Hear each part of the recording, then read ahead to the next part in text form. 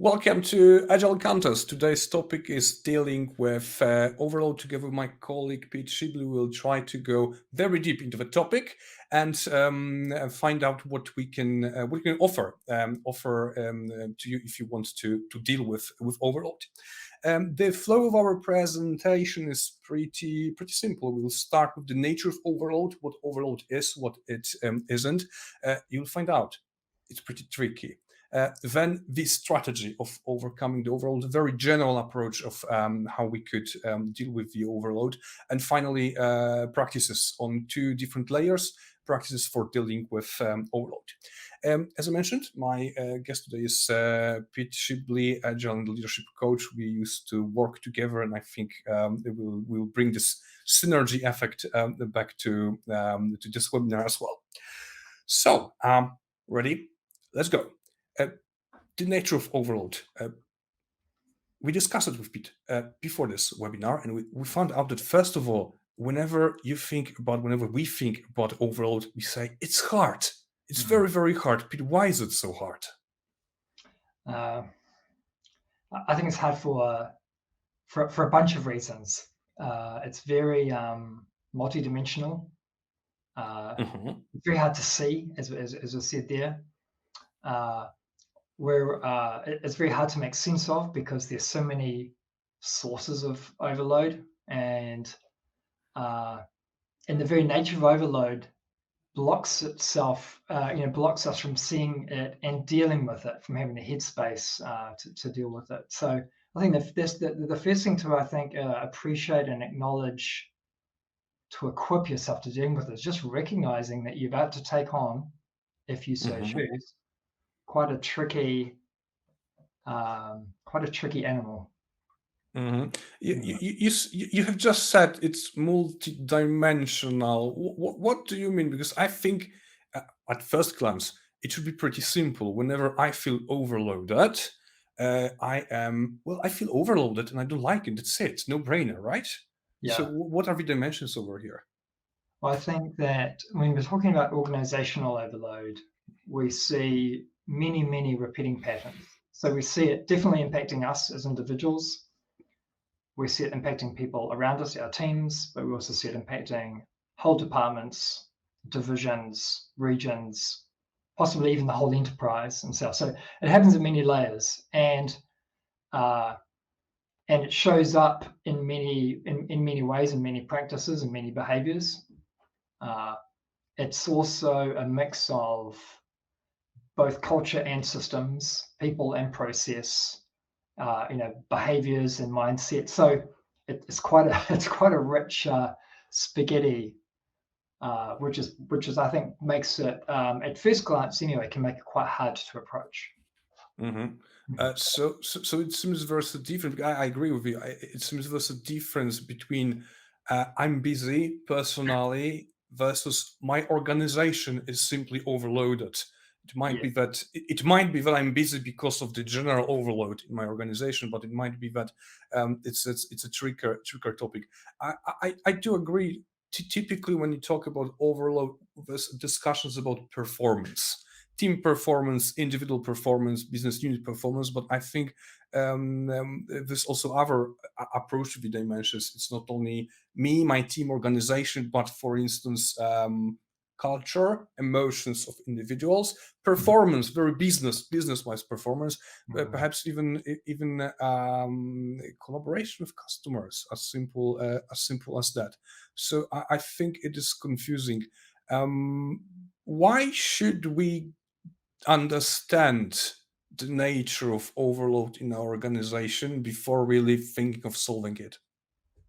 I'd say another thing that makes it hard, that kind of links into your question, is that I have a sense that first of all, overload impacts different organizations to different levels. There's definitely a continuum. So if you're watching this and presumably with some interest in the topic, the one thing to think about might be, where do I sit on it? Where does my organization sit on that continuum, and how much is that negatively impacting me? But I think another reason why this might matter to you is that I find that organizations which are most ambitious are the ones that are most impacted by this, because there's a big gap between where they are and where they want to be, and that self-imposed pressure and desire to create momentum or move can inadvertently kind of create that overload itself. So I'm not sure. I'm not sure if I would agree, because in my opinion, I saw few companies very ambitious and overloaded because of that, and few companies, how to call it, not ambitious at all. And still go with overload. go with the low and still overloaded. I didn't see the difference at the end of the day. Sure. Okay. The former sort of companies perhaps. They struggle with overload because they see we are overloaded, we shouldn't be. The latter set of companies, perhaps they don't care, but still the overload is over there. I think the very first indicator of organizational overload as such is we start to think there is a problem, but we have no time to fix it because we are overloaded, right? It's definitely a great flag. That's definitely a good point. And your original Yes. question was, why should we, take the time to really understand why it's hard? Mm-hmm. Yeah, and I think there's two reasons. One is, I think it gives us permission to approach it seriously. It's not a light thing to take on. It's not a trivial problem to solve. It's going to take it's going to take sponsorship. It's going to take effort. It's going to take time. It's going to take care. And then the second thing is that by understanding it better, you'll equip yourself and your leaders and your organization with the ability to start to approach some of the causes, some of the levers to it. So you're both equipping yourself on those two fronts, with the tools, the approaches, and the mindset to take it on seriously. That's what I can say anyway. What would you add to that? I think it's a great segue to this strategy that we thought of. But before going there, I'd like to dig a little bit deeper into the nature. I do agree that if we know why it is so hard in our case, it's way easier to get buy-in and eventually to solve it. If you know your enemy, you know how to approach the enemy. But who would you start with? Who do you think is the most impacted group of people in organizations that are impacted with the overload? Yeah, great question. So in my experience so far, I've really looking at this quite seriously over the last 9 months or so. I find that the more senior the leadership, the more severely they are impacted. So whereas a team member might be taking on a 10 or 12-hour day, an executive will be taking on 14 to 16-hour days heroically, and what I observe is just them being just crushed for headspace in the face of dealing with that, because they're having to deal with the manifestation of all of the overload, of the decisions, the work in progress, and so on. Yeah, it's I don't know how many of them do it actually. I'm in kind of dismayed awe of what they do. Got it. I tend to agree. I would say leaders are the group of people most impacted by overload. I'm not sure if senior leaders or executives over here. I see two dimensions. First axis would be how often people complain about overload, and I hear typically no complaint from executives, a little bit, but really little from senior leadership. Moderate complaint from middle leadership and teams operation level. Lots of complaints always, no matter what. But it's not about the complaint. It's about who is really impacted. I have a story of a senior vice president, not yet executive team, but pretty senior person, in one of my former customers, and we had a conversation. Definitely not about the overall, absolutely not. And during the conversation, I found out that he makes a lot of decisions that should be made by, I'd say, 3, 5, maybe even 6 floors in the hierarchy, in the ladder, organization ladder, below him. Like which language of programming should be used by that team. Out of these 3, I would say it's not a job for senior vice president. With all respect, I said, in my opinion, what you should do is think about how you see your business unit in 3 years from now, right? This is kind of thinking, kind of what you should do. And he said, I agree. The root cause over there was lack of trust in the organization. So the lower levels of organization were paralyzed. No decision was made; it was always escalated. So very simple ones were made by even the board of members. But I think middle or senior middle management complains a lot because they already see it. They have a systems view in the organization. Yeah. They see it's wrong. It's wrong. They don't know how to overcome it. And ironically, I think these are the first people I would go to while offering my help in fixing this situation, right? That's a great story, and I think it illustrates another point too, which is as those senior leaders get more and more impacted by these kind of self-reinforcing patterns, like decisions not being made at the right level because they can't be trusted, or whatever the source is, then what we know about decision making and collaboration is that when we're in that state of overload, we tend to go into a state of survival. It impacts all of us. I certainly get impacted by this myself. Yeah. We go into a state of survival. We get tunnel visioned. Our creativity and our collaboration just tank because our brains are not designed to be collaborative and creative when we Absolutely. are running away from a tiger. So the very thing that we need most of, creativity and collaboration, is the thing that is most scarce when we are in the state of overload. So it's another example of another pattern of this beautiful vicious cycle or self-reinforcing patterns. But again, if you start to bring that into the light of day and say, oh, here's a pattern, and you actually explicitly write it out as part of your making sense of why is it so hard for us? Why am I being forced to make decisions 6 levels down? Then that's, I think, part of that very first essential step of sense making. Yeah, I think so. All right. I think this is about time to tell and discuss how we can deal with that situation. What to do. Before this webinar, Peter and I we had a conversation. We ended up with something that looks very, and I'm scared of that because it looks really simple. Well, it's not. Let's start with the simple part. Here's what we call the strategy for overcoming overload. It's a 3-step picture over here. Start with building awareness. There is a problem with overload in our organization or a team. Then building desire to fix it, to do something about it, and then taking a pathway, building the pathway, taking a pathway to solve it. Looks simple. I believe it's not, because as always, it's all about the details. So let's take a look at the details. Why not? Building awareness. What does it mean? Why is it so important, Pete? Well, if part of the problem is we can't really see it, then if you take as a kind of overall strategy that the way to solve really hard problems is to first confront the problem. So Marcus Aurelius says the obstacle is the way. I think this is quote. I may be misquoting him there. Or other people say impediments are not in the path; they are the path. So if that's a kind of meta strategy, if you like, then if the first problem is that we can't see it, then let's see it. Let's see the patterns. That story that you just described. Let's map out all of these different kind of loops and kind of cause and effects that we can see, and by making it visible, by talking it out loud, socializing it, writing it down, we can start to pull it out of the fog and into the light of day.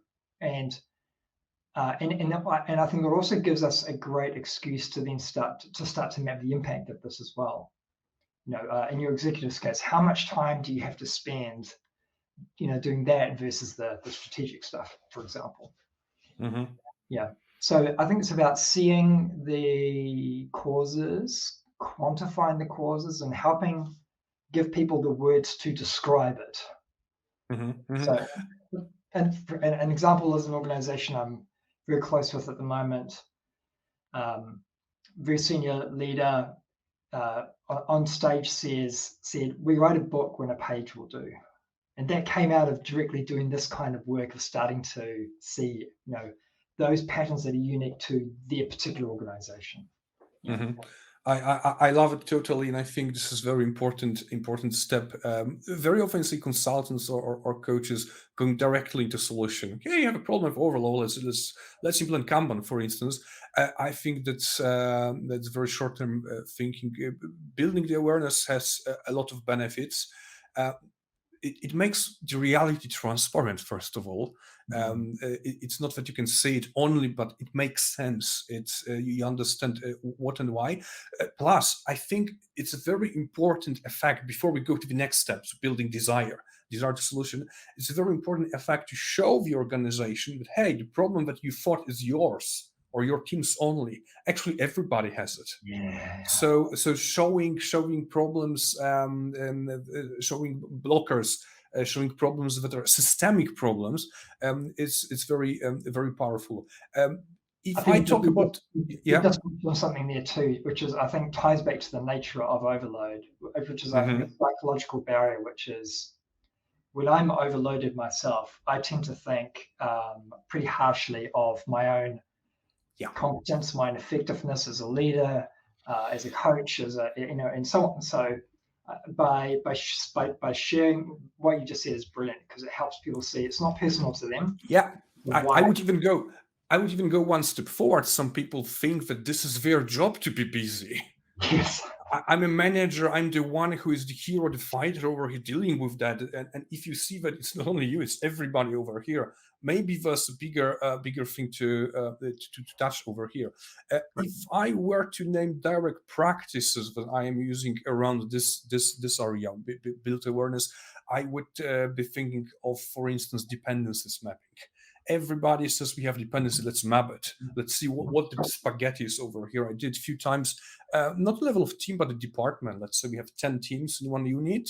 Let's map inter-team departments, inter-team dependencies, sorry, but for real.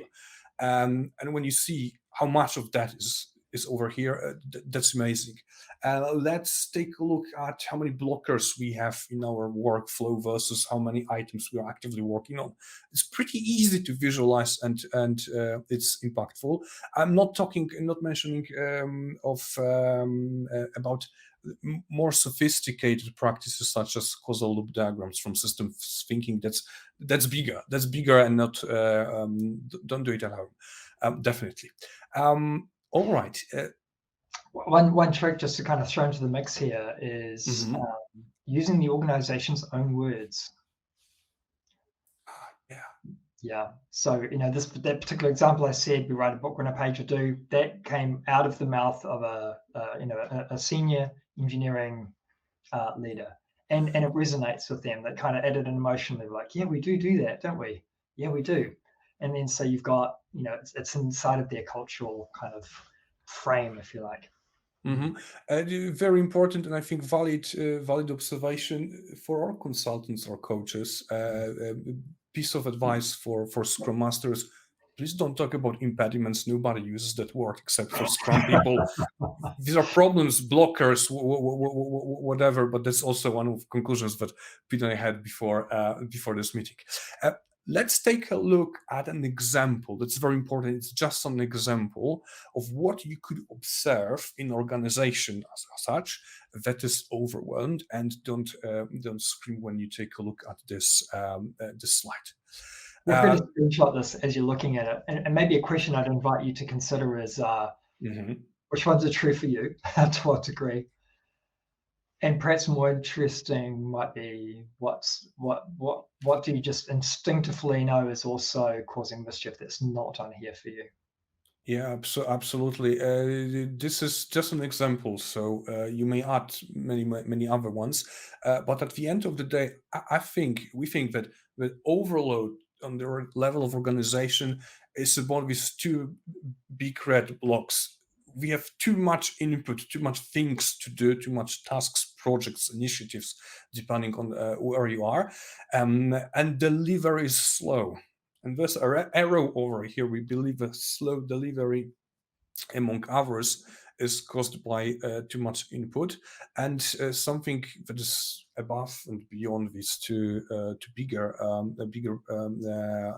causes, bigger problems. We have no time to improve, or we feel we have no time. Um, which one, and I'm asking for opinion actually, which one is more harmful? Too much things to do, too many things to do, or slow delivery? What do you think? Uh, I guess every organization is different, but what I've seen so far is that the too much input is the source of slow, is the biggest source of slow delivery. And that in turn, of course, has different knock-on effects. Yeah. But I think in terms of building desire, a map like this, if you were to draw one out for your organization and go and just have coffee with people and sit down and go, what's causing mischief? What's causing us to have slow delivery, if that's the problem, or whatever the problem is that is near and dear to your organization's heart? What are the things? And just start to draw it out on the back of a whiteboard, a napkin. And then what will emerge from that, just like you've got this picture here, is your own unique kind of self-diagnostic. You could take that to a team and say, how does this resonate with you? And they'll say all of it if you've got it more or less right. And then, of course, you can ask the question, okay, which one are you most interested in getting after? Or which one would you most want to solve? Because then people can self-calibrate where to go to work. It might not be the thing that is causing the most impact that they choose to target. It may be the thing that they feel they have the most control over, for example. That would give them the desire and the pull and an early win, perhaps, and so on. I think that's one way. Another way of thinking about it is that I will show this map again. If I take a look at the left-hand side, we have too much input, too many activities to do. I typically hear a complaint of my organization. About slow delivery might be somebody from our organization or my customers. So I think depending on your organization, on your context, it might be that the change as such, the trigger to start doing something with it might be internal in our organization, it might be external. Customers are complaining, and the level of complaints, the satisfaction gap is so big that actually this is the trigger for us to improve our organizational capability, right? Yeah, there's a couple of thoughts in there. Definitely using this with your suppliers could be incredibly powerful to kind of work together to say, how do we make things better? But also what also just occurred to me in freshly looking at this is there's a in terms of zones of control, if you're looking at teams versus leaders, for example, I'd say your teams will be more on the right-hand side and your leaders will be more on the left-hand side. So you're talking to your middle managers and your executives, and if you've trained them well, and they're starting to think about, how do I help solve this? Or where can I make the difference here? It's the stuff on the left, for sure. Absolutely. All right, let's come back to our strategy. We start with build awareness. This is just an example of what symptoms of what causes you would see in your team. Now let's take a look at the second step. So build desire. Well, the awareness is there, so your organization understands we have a problem, understands what kind of problem it is, what is the impact of the problem for both the business impact for our customers, but also our internal impact on organizational capability. We must start building the desire. So in other words, demand for solution, but also agreement, perhaps even sponsorship, right? Yep, definitely, 100%. At as many levels as you can, and as far widening as you can until as you start to build your coalition. What would be the first step that you would suggest? I have my own, and I'm not sure if we have the same. Yeah, I guess it'll be different for every organization. So presumably you're approaching this because you notice a negative impact and you want to do something about it. So the very first step, where you've been building awareness and perhaps socializing some of this and trying to make sense of what's causing this and what is the impact, that itself will start to build desire. Simply by asking the question, does this matter to us? How much does this matter? Should we bother solving this? And if you can get people to kind of pause and look at it seriously, and it may be a hard thing to see, we just want to kind of skitter back into the busyness of the work. But if you can get somebody to just pause and actually have a look and confront the scale of the problem, I think you omitted one question that they will ask: how much would it cost, right? Coming back to our previous thought, people very often in organizations that are overloaded, they think we have no time to change. And if you require them to, I don't know, attend a training, fix a process, change something, whatever, it costs, and not necessarily money. Of course, money is somewhere there, but their time, limited time. So my approach typically is to find out who is really interested in the solution versus who should be interested. Typically, these are two different people. Yes. Somebody arrives to me, could you please help me? However, her or his manager should be aware of that, and I need to help my direct client build that awareness. I call it sponsorship. There has to be a sponsor for that change, and it's rarely the same person as the person who needs the change, right? Yeah. And in my experience, you want your sponsorship to be reasonably. You want to have a deep bench. The deeper the bench of sponsorship you have, the more likely you are to get through the process. I've had at least 3 major engagements where, through sometimes good circumstances, the sponsors, kind of being pulled into something else halfway through, and that's not great. Absolutely. Over here on the chart, as you can see, we added one comment to show path options. We believe there is always more than one path to deal, and I think that building desire requires some options. You need to show how good looks like, what's the maximum plan, what is cheapest plan, what is out of scope that we should not touch, or if we do it, that's definitely too little. And I think the putting the conversation on that kind of track helps us get the commitment, not only sponsorship, but the commitment. Yeah.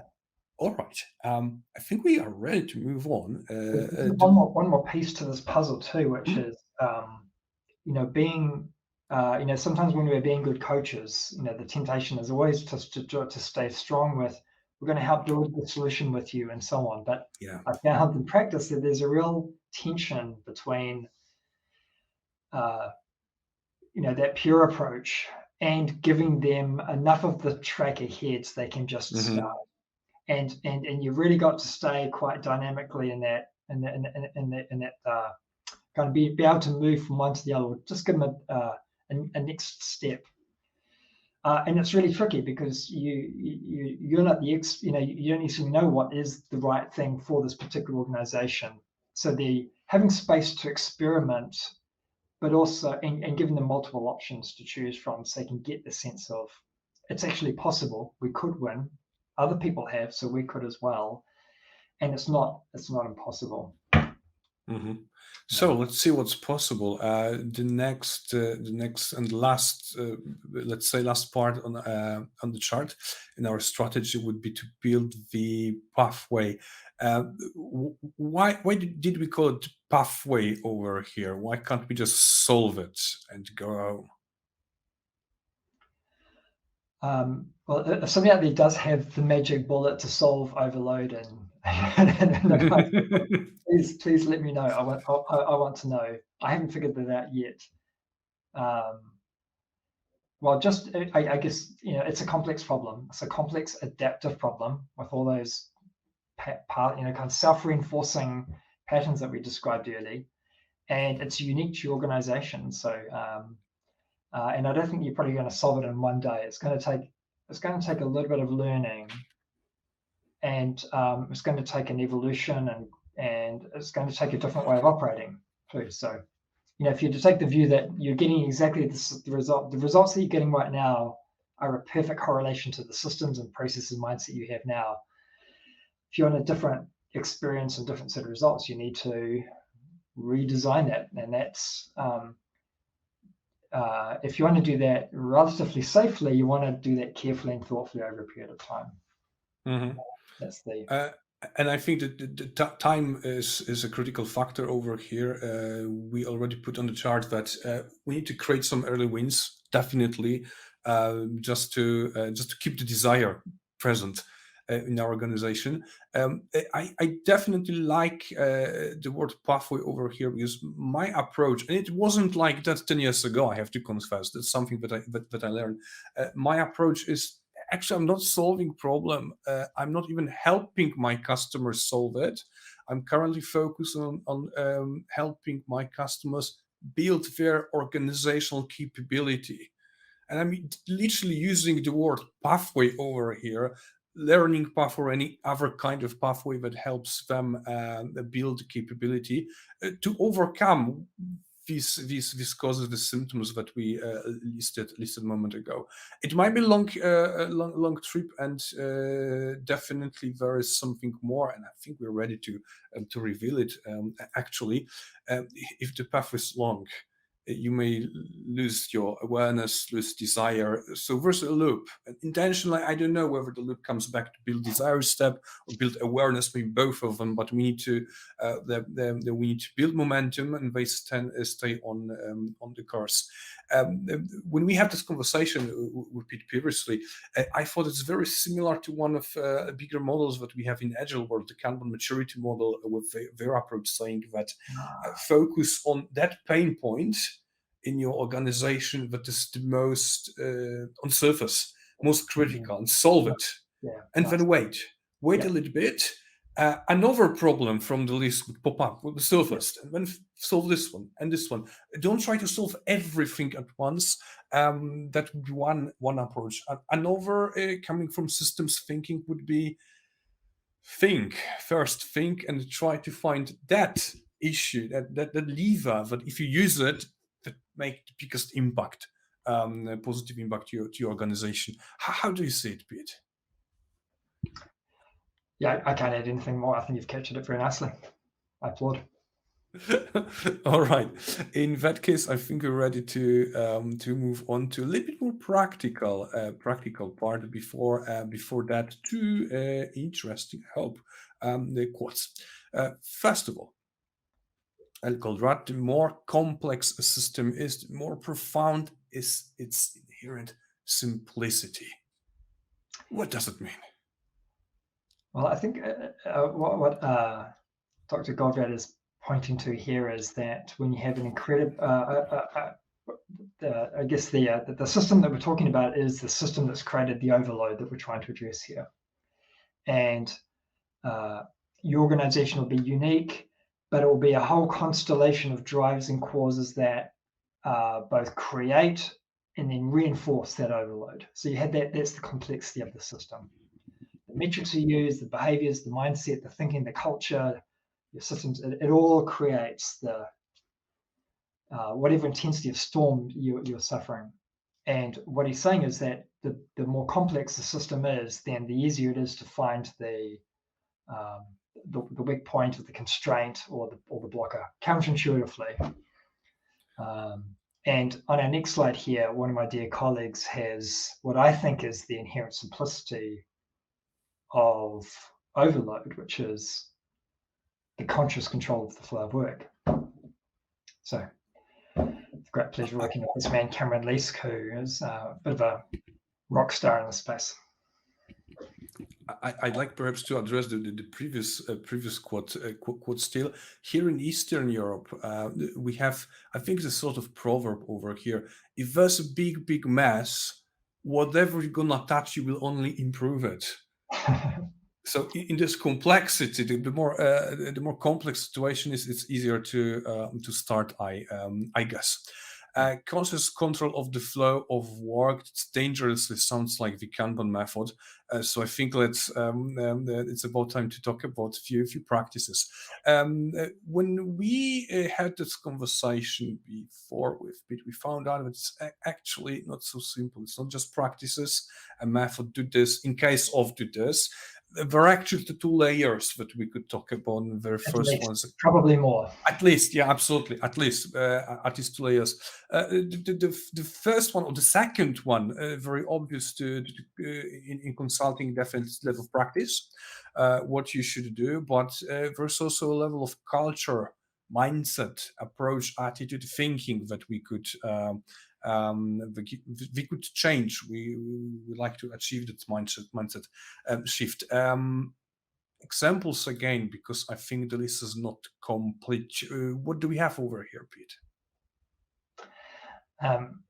Okay, so the cultural layer is the kind of invisible layer, and it can be hard to see your own culture. So a fish can't see the water it's swimming in, but you'll know you've got it when you say it out loud or you have it written down. People go, "Oh yeah, that is us." People you'll recognize it when you hear it, but if you ask people to put their own culture in their words, they'll struggle. So that can take a bit. There's a bit of art to creating it, but there are some common patterns, and if you do a bit of research on this topic, a great resource might be something. There's a bit of industry jargon, so-called anti-patterns, which are these kind of self-reinforcing vicious cycles, is another way of thinking them.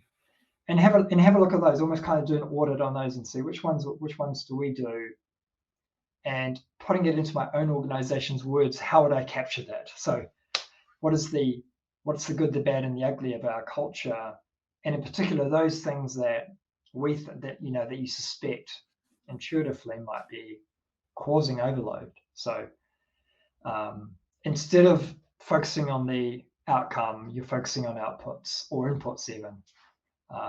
Instead of focusing on finishing stuff and putting it into a customer's hands, you might find that your culture values and rewards and appreciates starting in as many things as possible.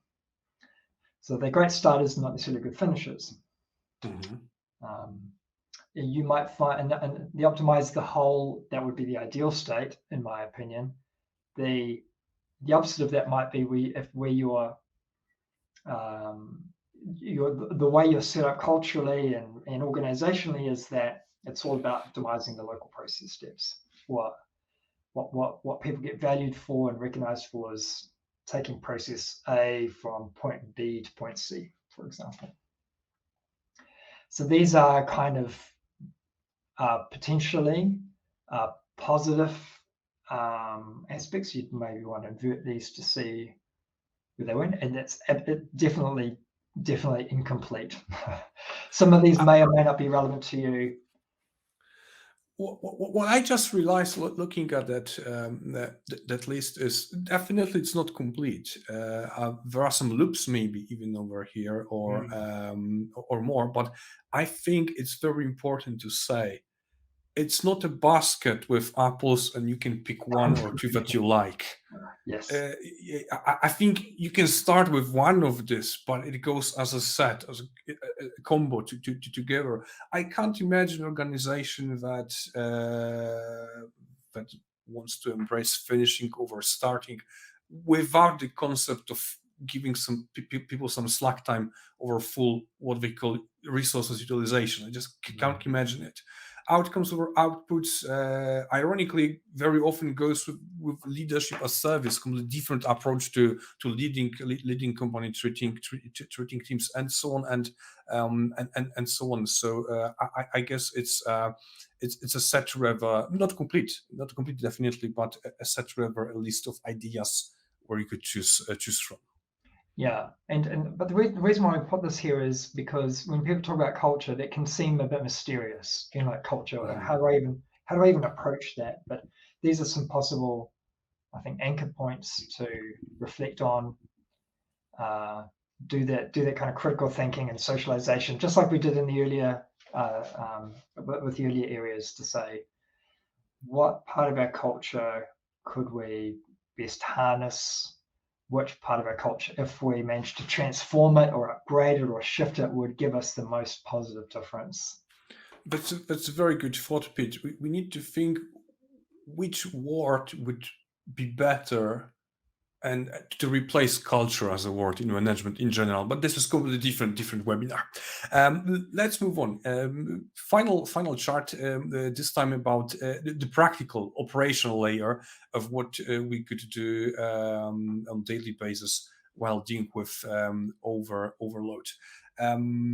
Here we have again two bigger parts. One, to control sources of your work. So the demand for your activities, who calls you with what versus your capacity, and then limiting work in progress. Again, it sounds like the Kanban method, but these concepts are present in many other ones. There's a clear line between controlling sources of work and limiting work in progress. Again, a question to you, Pete: which one would you start with when you approach a new team or organization? Well, I think you've got to start with, in my experience, before you control your work in progress, you have to control the amount of work that comes into the system. Otherwise, it's, you might, a team or a business might say, okay, we're only going to take on 3 projects at once, or this number of initiatives. Fine. Watch all of the hidden initiatives and side projects and competing demands and emergent work, that comes at them, and you'll discover that quickly when you discover they're breaking their rules really, really quickly. Why? Because they have this really important and business critical need that's emerged, for example, or this customer who they don't want to let down, internal or external.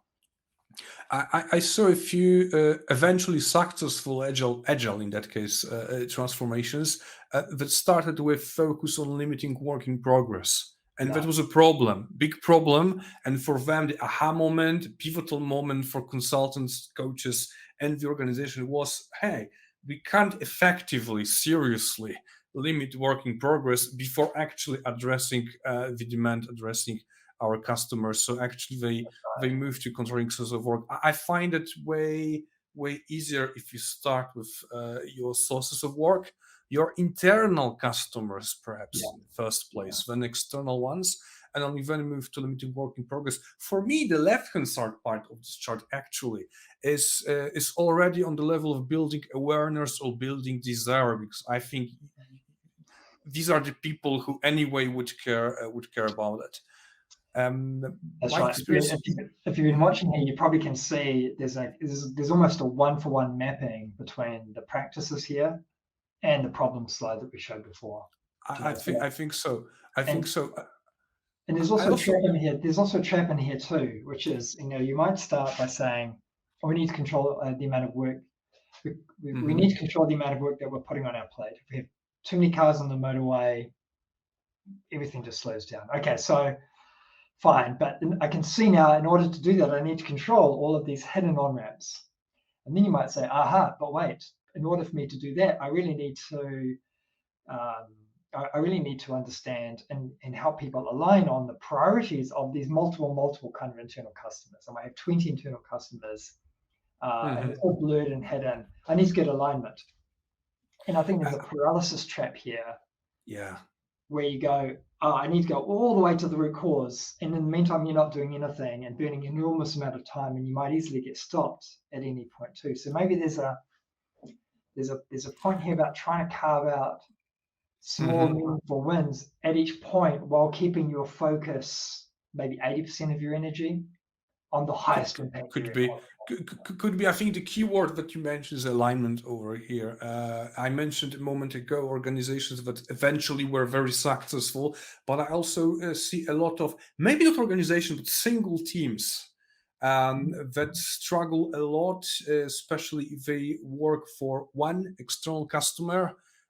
They focus on their internal capability, internal process, limiting work in progress, which is absolutely not understood by the customer, because customer perceives as, okay, you're doing less or you're going slower.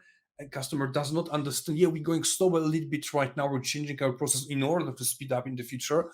Many Scrum teams, I think, struggle to sell Scrum, if I may say so, to their customers because they completely ignore the left-hand side part over here, so the demand.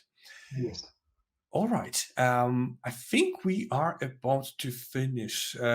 Pete, if you were to summarize in 1, maybe 2 sentences how we should deal with overload, what would be your key takeaway, key insight that you would like to leave over here? So it's it almost looks a bit insultingly simple when we show, the Mm-hmm. practices and the culture. And I think we all recognize here, you'll recognize listening to us. I mean, we're in the trenches of this every day. It's not easy. It's hard. So the first thing to acknowledge is it's hard. The second thing is what makes it hard for you is the pathway to solve it. So if it's hard because you can't see it, great, bring it into sight. If it's hard because you can't measure it, great, measure it. If it's hard because you can't get alignment, great, get alignment. The obstacle is the path, and it is simple. It actually is simple, but it's definitely not easy. So give yourself the space and the permission, and build the widest possible coalition you can of support along the way to make meaningful progress. Mm-hmm. And I we'll think share we are. this- I think we are aligned. My key takeaway here would be buy-in. Yes. Get the commitment, get the buy-in before actually touching anything. It doesn't have to be big coalition, but you need to explain what motivates you, what should motivate them to change.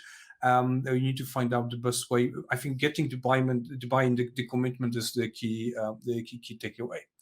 All right, Pete. Thank you very much. We could stay here for a few more days, I believe, but we are at time. That was Agile Encounter number 8, dealing with overall my guest Pete Schibli. A few announcements at the very end. The first one is we are just about to start a new initiative at Meirik, based on mainly what we hear at training sessions. It's called Ask Meirik, and it's very simple. If you go to the website askmeirik.grsite.com, you can leave a question. It's a simple question. For instance, hey guys, how would you like us to deal with overload, for instance? And we will record a tiny video. Musaki, I'll be over there. Literally 1, maybe 2 minutes. I'll try to give you the answer. It might be tricky, especially if your question is very difficult, but I'll do my best to make it as short as possible. So Ask Meirik, a new initiative, more about it on the website. And finally, in a little bit less than a month from now, we are meeting on Agile Encounters number 9, and I will not tell you what the topic is. It is just after Halloween, and we have a spooky surprise kind of topic. Stay tuned. Please watch us in social media. It's all for today. Thank you very much. Thank you, Pete, and see you next time.